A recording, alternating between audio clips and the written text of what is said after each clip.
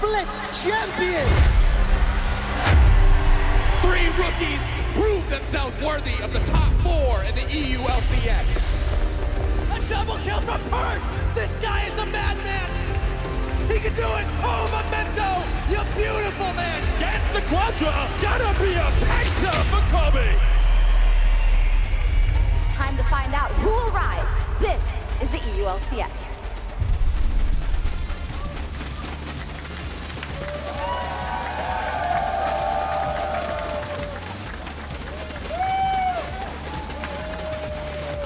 Welcome to week 6 of the EU LCS Summer Split. It is Pride weekend here in Berlin, and we are proud to show our support to our LGBTQ+ colleagues, players, and community worldwide. There will be lots of celebrations around the city. We'll also be sporting our badges the entire weekend as a sign of support, but we'll also be covering the EU LCS. I'm Sjokz supporter, joined by Martin Deficio and a very familiar face to some of you who may have been watching the EU LCS for a while, the head coach of Mad Lions in the LVP Superliga, Araneae, Martin, Ali, and Nat. Wow, what an introduction. That was the best introduction I ever had. Welcome. Awesome to have you. Thank you very much.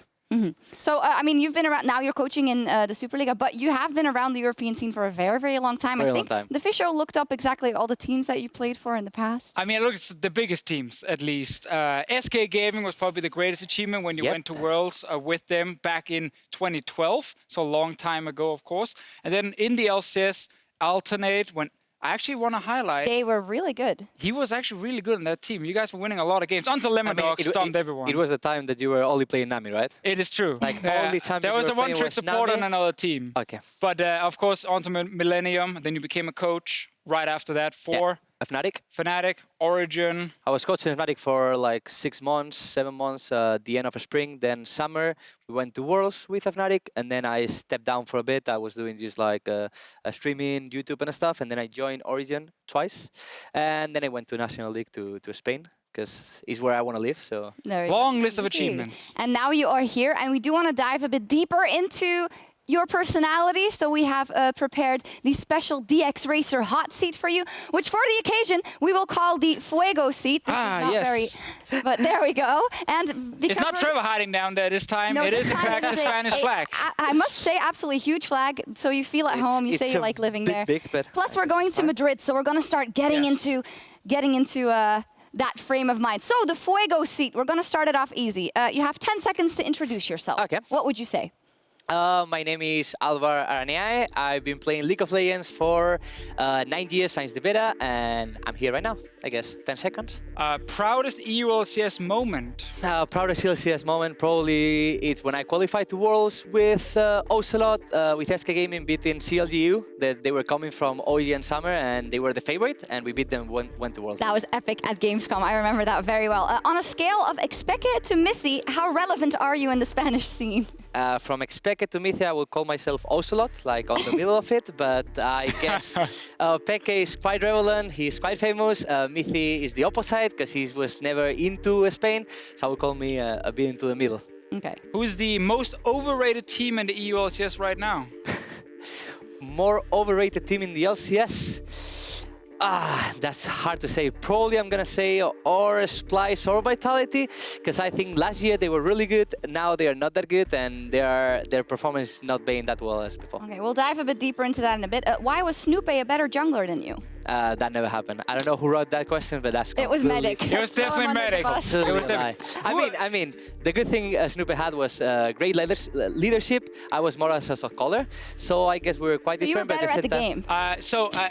Very quick story. In the ELCS studio, you could always hear when Ocelot or Araneae were winning, because they were screaming so loud, the entire building was shaking. Which actually leads me to this question: were you ever the best jungler in Europe? No, I was never the best jungler in Europe, because there was a friendly guy, I'm not going to say the opposite word, there was a friendly guy called Diamond Prox that he was by far always better than me. Do you miss the EU LCS? I miss the LCS, but not because of the league itself, by the people, because all the people who is here, there's a lot of friends of mine in the past, so I miss that a lot. Who's the most improved player in the EU LCS? I would probably call Memento this split. Is one of the players who improved the most. Or I could probably, yeah, I would say Memento. Alrighty, and finally, who will raise the trophy in Madrid? That's hard. My brain says Misfits, because right now they are probably the best team in terms of macro. How they play, it's beautiful. But my heart is going to say Fnatic, because I've been a Fnatic. I know a lot of players of Fnatic, especially Soas and Reckless. So my heart says Fnatic, so I hope so. Okay, thank you for that. We got to know a bit more about you, and you think it's going to be a Misfits Fnatic final. That could be a very nice one. And by the way, if you guys want to join us in Madrid, there's still tickets on sale. Get them at eu.llesports.com/Madrid. There we go. And now you guys get to warm us up there. Since you guys are not very good at football anymore in Spain, at least you can be good at League of Legends. I mean, I think their country never didn't reach finals as well, so... Alrighty, let's not open that can of worms. Let's focus in on the EU LCS. We're going to take a look at the standings, seeing how we are past the halfway point of the split. We are counting down to playoffs as we speak, and we have two bits of very important news. First up, H2K. They will be starting with Kadril instead of Selfie in the mid lane due to a medical emergency. And Team Vitality has, bit shockingly, for me at least, subbed in Kikis and taken Gilius out of their roster for today at least. Guys. Big changes. Very big changes. I didn't think Vitality would make any changes, but then I looked at the standings again and I realized we always talked about them as a top 4 team for effectively 6 months now. They're currently sitting just outside playoffs in the current standings, so they probably felt like something had to change. I'm still surprised it's Gilius, because I actually think he performed just fine in the game, but we never know what happens behind the scene. That we don't. I think it's impressive, because I think, as Deficio said, there is a lot of things going on with Vitality that we probably don't know. But I actually don't think as well that Gilius was the problem. I think there is more problems. Looking at how they performed last split, the main carry on that team, the main player on that team was Jizuke, and he's not able to perform anymore. Probably because of the champions that his main played, he cannot go split push with something like a Assyria Rise. He has to play some mages like Zoe and Lulu. So I don't think that's his playstyle at all, and I think they are getting punished by that. And right now, the one who has to carry is Attila, and he's not able to carry because they are not giving the resources enough to carry him. We'll dive a bit deeper into Vitality in just a second. I do want to put the attention on the top of the table. Misfits did drop that game last week to Fnatic, and it wasn't pretty, but still 9-1 at the top of the table. Fnatic and G2 Esports, clear top 3. Alvar, what do you think of the strength of those 3 teams if we look at the rest of the league? I think they have like a legacy behind. They've been like performing the best from last year, especially Fnatic and G2. They've been the 2 best teams in Europe for the last 2-3 years, I guess. And Misfits just came up last year as well. They were really, really strong last year when they went to Worlds. And this first split on a spring, they didn't perform that well. This split, they are doing really well in terms of macro, like how they use TP, how they move on the map. It's incredible. And I think they are by far the 3 best teams right now we have in Europe. It's also pretty rare we have 3 good teams at the top fighting for first place. We typically have like 1 or 2 teams kind of above everyone else. So I think it's really cool that we have a trio now where, yeah, okay, G2 lose a game to Rocket, yet you're still not 100% sure they're not going to suddenly beat Fnatic or Misfits the following day. And that's the cool thing about these guys fighting for first. I'm okay, it's only a 3-man race for now. I don't need 10 teams to all fight for first place. I mean, the race for top 6 is what we're looking at as well for those teams that can make it into playoffs. Everyone under Misfits, Fnatic, and G2 Esports. Yep. And I asked you guys to think about who is the real deal? Who's going to make it to playoffs? Who has what it takes under these teams? And well, the first one we all want to talk about is Team Vitality. After their fantastic start in spring, making it to the semifinals with those rookies, it's a different story now. And with that change coming in, what can we expect? What we can expect, I don't think it's going to change too much in terms of play style, but it might change something in terms of the mindset or the shot calling of the team. Kikis is a very vocal member, we know that, so that might be where they're looking for a change. But it's important to look at Jizuke specifically. Araneae already talked about him and how they played last split and why they found success. He was individually getting ahead. He was the one going to a side lane, 1v2 killing people, applying more pressure than almost any player in Europe could do for Vitality. So it wasn't a pretty play style. It was just very hard to play against, very aggressive. They're not doing that anymore. Do you think that there wasn't actually that much macro planning No. there? That it Definitely was not. really just the fact that Jizuke could carry? Obviously, if you call macro how they move in the map and how Gilius was pathing always to mid lane, that's probably macro. But it was more of the micro of Jizuke because he was really good and he was playing the champions he was more comfortable with, like these two champions, right, on a series especially. And with that champions and Gilius just coming to his lane all the time and just winning the 2v2s, they were always ahead. And then I remember that play with Rice that he was killing Fnatic, Assyrian, Vladimir, 2v1 bot lane. That was actually a mistake. Like, Jizuke should not be there. Like, that's a macro mistake from him, but still, he was so ahead by Gilius that he can pull that off. And that's how you get 7-0 in the start. The thing about Vitality last bit, though, team fighting and late game was a bit of an issue. The Baron calls, and of course, dropping games once we went past 30 minutes. This split, because again, they're not doing the Jizuke crazy split push style, they have to team fight a lot. They group mid lane, they look for these engages, but the right carries are not getting ahead. So they're not winning these team fights. I would love to see Attila being the guy they can rely on, but it's not been happening lately, and it needs to happen. And that is why we are keeping a close eye on Vitality, especially this weekend, and especially the fact that they've brought in Kikis. We'll see how that changes the dynamic. A second team that I want to talk about is Schalke 04, because they are on a 4-game winning streak. They, to the naked eye, it looks like they have turned it around and they are finally on track. But Deficio, you wanted to temper the hype just a little bit. Seeing as I guess I was the main person to start the hype train. After You're conducting it. Yeah, basically. But after you asked me, 2 weeks ago, can these guys make playoffs? We said, if they do well against these bottom teams, H2K, Giants, Unicorns, then they will make playoffs. They got 4-0, the last 4 games. Perfect. We couldn't ask for more. Problem is, the play is not always perfect. And now they have Fnatic and G2 this week. So I wanted to slow down the hype a little bit. I will say playoffs team, 100%. Top team in Europe yet? No, not convinced. It's going to be hard to be a top team, especially when you have these 3 teams that are Fnatic, G2, and Misfits. They are quite ahead of them. I think, as Deficio said, Schalke is obviously a top team, a playoff team, but I don't think he's going to fight to go to the finals because I think they are not on that level yet. Do they have a chance to go to Worlds? I would say they have a low chance, also because of no points last split, so it would have to go through a gauntlet realistically, unless they surprise us in playoffs. I think they're relying too much on a single player. The Duck? The Duck. There you go. Look at that transition right there. Year of the Duck. It's happening. Don't call it out, man. We're just smooth. The thing with Schalke now is they've learned it's not about Chachi carrying. It's not about the bot lane carrying. All resources goes to mid. He's on Yasuo. He's on different carry champs. I mean, the other thing is, if they come back to the AD carry meta, Upset is a really good AD carry. He didn't prove himself last split. Yeah, I was about to say. He didn't prove himself last split, but I still believe on this kid. I still believe this guy can be on Hansama level. He needs to do that if it goes back to AD carry meta. For now, it is Nuke Dog only.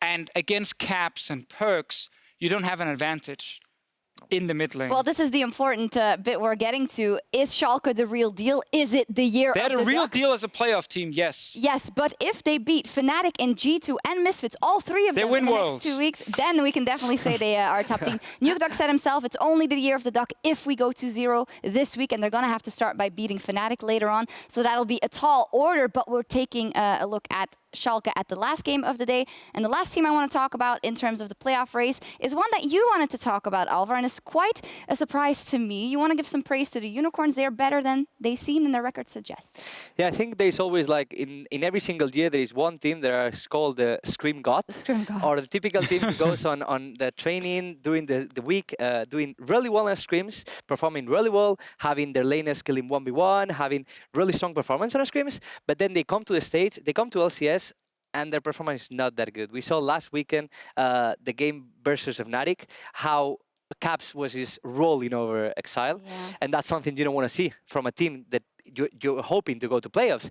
I still believe the team has the potential with a player like Cold, that I think he's right now one of the best junglers in Europe, or one of the smartest junglers in Europe, so I still have my faith for them to go to playoffs. So we're tallying the 3 last spots in playoffs. We already talked about Vitality.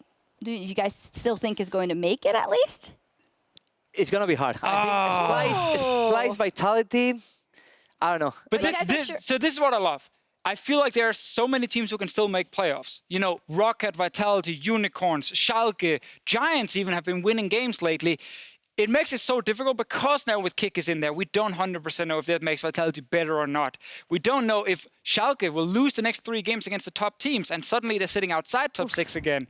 I'm just afraid with unicorns, time is running out. It is running out. And it's like last split, they lose too many games early on, so when they start performing, when they finally click on stage, they have to win almost every game to make it in, and then that's pretty tough. Well, we'll see. In any case, as you know, we don't have all the knowledge. Deficio sometimes dares to claim so, but we want to know what you guys think. Who is the real deal? Who is going to make it into the playoffs? And tell us why at LOL Esports using the hashtag ReadyCheck, and we will read them out later in the show. Well, for now, though, a lot of changes coming in to player changes as well as a patch change. We'll be playing on patch 8.14. Some new changes on the Rift. Deficio, break them down for us. Yeah, so this patch was it was kind of interesting because there were so many buffs and nerfs, but they were very small ones for the majority of the patch. But there were some big ones that will change the meta a bit. The first one is the change to jungle items with Smite, where funnel comps will get hurt a lot because of this. You no longer get the full amount of gold if you have, you know, these items and the Smite, and you go into a lane and you grab the minions, unless you get the full enchantment. So it's delayed when you can get full amount of gold out of this, and this will hurt the Smite strategies and especially the funnel comp. In the middle, that's Storm Racer. This item is one of the best items in the game, and it just got buffed again. Like, it is actually insane how strong Storm Racer is going to be on so many different picks in the current meta. You're going to see it on AD carries, you're going to see it on things like suddenly, you know, top laners that can actually one-shot you, roaming champions everywhere. This item will be built, and it is a big deal. The last thing, it is about teleport. It has been now nerfed again. I want to say it's been a while since it got nerfed last time, but it is a minute longer cooldown. There's also longer cooldown if you cancel it. We're still going to see teleport quite a bit, but it is definitely not as strong as before. And it does punish teams a lot if you fail your TP, if you cancel it even, or if you just go to the wrong place at the wrong time. So I think some of the weaker macro teams will get punished due to this change and might have to switch off teleports if needed. Well, is there any team that comes to mind that will maybe become worse because they just like to TP back to base and then come back if they make a mistake or this or that? I mean, the team we were praising, or I was praising, was Misfits, but they don't TP to go back to lane. They use TP to help the other lane. So bot lane has double TP, top lane has TP, so every single time they are in trouble, they TP from the other lane. But I don't think it's going to change for them. I think they're going to keep running the TP. I think they're going to keep working on their macro with this. So I think top laners definitely will still run TP. Yeah. I think you might just see 1 or 2 less per game, but we've had games with 8 teleports, you know, so it's not really like we're not suddenly going to see it at all. It can stand to die down a little bit. Now we know about item changes, about teleport changes, but we also want to know about champions changes. And for that, Verius, he put on a costume and he highlighted some new and upcoming champions in picks to watch. Let's check it out.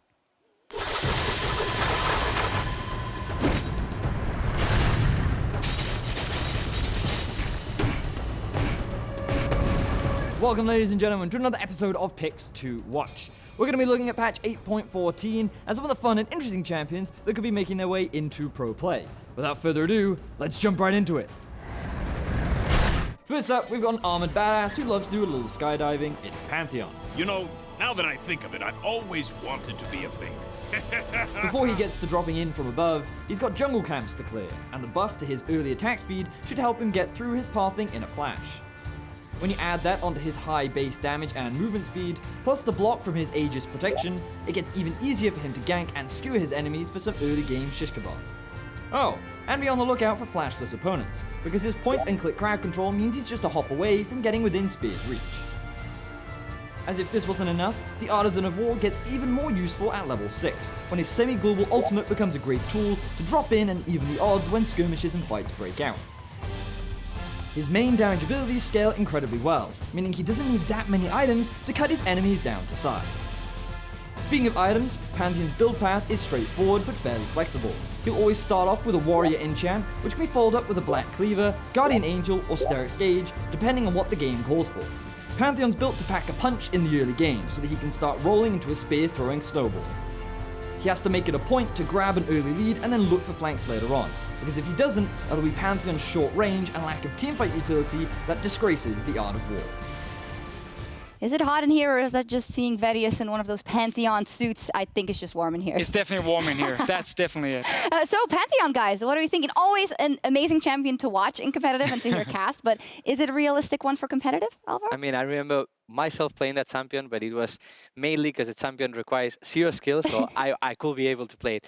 But no, I don't think we're gonna see it on LCS. I think for solo queue is really good. I don't think in LCS it has the potential to be a strong jungler. We will see it in other regions where we have teams who are ready to try more snowball strategies. You're talking about LPL right now? LPL, NA as well. They showed us Pantheon and Rift Rivals. Like, it's one of those champions that can always work in a very specific setup, but very quickly ends up looking super weak because something backfires. We'll see. Maybe we'll see it in our match of the week, because that pits the rising Schalke and the EU LCS champions Fnatic against each other in, honestly, a monumental matchup in the race for playoffs. Let's take a look. This is a team that's just in form. They have a lot to prove, and they're going up against a team and an organization that has proven everything. This could be the time that Schalke earns a win against Fnatic. Fnatic were losing this game for 23 minutes. Kaisa is online, and Fnatic destroy Schalke. We just lost because we were like not experienced playing against, this strategy, and if the same case would happen, we would win 10 out of 10 times. The first time these two teams played as well was Schalke absolutely demolishing Fnatic. He has to play. Gold card is propped, is primed, is locked down. And then losing in like 2 minutes. And they're absolutely going to be looking for a little bit of revenge onto Fnatic. The fact that they weren't able to close out that game with like an 8k goal lead at 20 minutes definitely makes me confident going up against them next week. Caps versus Nukeduck, 2 of the longest running best mid laners in the region. The Coke of G2. Oh, Nukeduck dodged it! Jumps back onto Perks, the Hexa Gunblade, and Perks is down! I mean, Nukeduck has had a lot of good games against worse teams generally. I feel like when he goes up against me, I don't know if he's afraid of me or something, but I've never really felt threatened by him. You got Caps, arguably the best mid laner in the entirety of Europe. If you want someone to really bring it to Caps, Nukeduck, he's your guy. When he tries to step a bit too far and you just punish him and play well, yeah, you can punish him. Fnatic are not the unquestionable best team in summer. Caps is obliterated. The deduction of Reckless, him not being on the Rift is actually pretty huge. Mad Caps is going to jump in with the help of the Black Shield. Nukeduck gets a gold card out because the shield timed out. Amazing puts the tactical sweep to the face of Caps. Amazing's come in now. He's in the spot where he can really prove that he's not all bark without bite. He lost his job to Broxter and now they're going up head to head. I'm pretty certain Amazing's going to want to teach him a thing or two. I was the one that took his spot. He's gonna want to beat me more than anything else. I want to show that I'm the better player. He's decent, but I don't know how it would look like if his laners weren't Caps, so what? Oh, look at that damage! Caps destroys Hansama. I could easily bring back my 4 teammates from Fnatic Academy and still show amazing boost and both. It's important for us that our comp matches up against their comp in a good way, and then it will be easy for us to play out the game. They have like an upgrade in every role. I don't really see anywhere where they have an advantage. Taking the junglers in mind, I think me and Caps are just on another level right now. An early game comp would actually destroy them everywhere on the map. 14, maybe even 15, and he hasn't died this game. The immortal Caps looking to stack it up. Schalke will take down Fnatic in our match of the week because they're just on form. They're on fire. They're on a winning streak. They have a style that can contain and control the chaos that Fnatic brings to the Rift. He said, what? That's not going to happen. Fnatic, they've got too much talent on their lineup. Year of the Dark, what about Year of the Clap? Woo! All right. We have some fighting words from the casters and from the players. Of course, we're looking at the Year of the Duck versus the Year of the Clap or the Caps. He's actually pointing He's at this. pointing at this, yeah. Setting For it up. someone with such good mechanics, he's not that... Unless he's mind gaming us and he's actually doing it on purpose. But on a more serious note, this is an absolutely huge game because this would, in probably one game, put Nukeduck and Schalke at the absolute top of our minds as one of the best teams in Europe. And on the other side, Fnatic, they want that first place spot. They don't want to see Misfits there. They want to get as much wins as possible. Also, with how badly they destroyed Misfits last week, you kind of just want to see Fnatic continue that for a couple more weeks and just show that they are the best team in Europe, because they've actually lost a bunch of games already. And whenever we get a little bit excited, they drop that one game. You're like, what's happening with Fnatic? Do they need Reckless yet or what? But I think this Fnatic team can beat Schalke. The thing is, we saw last week how Schalke played, how shaky they were in some of the games, and then you see the opposite, how Fnatic destroyed Unicorns of Love and how they destroyed Misfits. They didn't show anything special that you are like, okay, this is a new strat, they're going to play like this. No. They're just doing new things, coming up with new strats, and snowballing different lanes completely every game. So I think it's going to be really hard for Schalke to beat the on Fnatic. Irelia and Wukong, by the way. This Wukong, guy, man. he doesn't care about the meta. He just does whatever he wants. I mean, he's always done that. He played the Shadow Assassin Kane when everyone said Kane was a garbage champion. Oh, can't wait, can't wait. Nuke Duck versus Caps. Broxa versus Amazing. That'll be in our final game of the night. Fnatic versus Schalke. Also our match of the week. And 4 tremendous games in the race for playoffs. Before that, I'm looking at that Vitality versus Giants. Joko versus now Kikis and not Gilius. Yeah, I don't know how it's going to change everything. And if Vitality is kind of putting themselves at a disadvantage. Or... I mean, at the same time, it's the old Giant roster versus Giant once again. So there's a lot of story in this matchup. Do you think that Kikis is just going to be in that game and just be his old self again, or is it going to take some time? The first thing is like Kikis hasn't been playing lately because he's right now playing on Illumina, a Polish team. He was playing on Illumina Polish team, and the National League of Poland, they are not playing anymore from the last 2 months. So they haven't been screaming anything. So he came up here to put on the role of Gilius, and I think it's going to be quite hard to feed that Zeus. Let's see, a lot of good games. G2 versus Splice before our match of the week. We're also going to look at our predictions, but before we do, I just want to take a moment to look at something from last week. This glorious lit up. Now, I'm doing really bad in predictions. Foxdrop, if you're watching, you're slightly more pathetic than me because you're actually last. And I am second to last. Even the viewers are beating me. I want to highlight that Law. Law got 4 out of 5. And Law got Splice correct again as well. She always bets on it, and most of the time it pans out. Yeah. So TLDR, the females did really well last week. You guys did great. Let's ignore the tweet you sent out saying you were gambling on basically every prediction. Except for those. Of course, except for the last 2. You had them locked in gambling place. at all.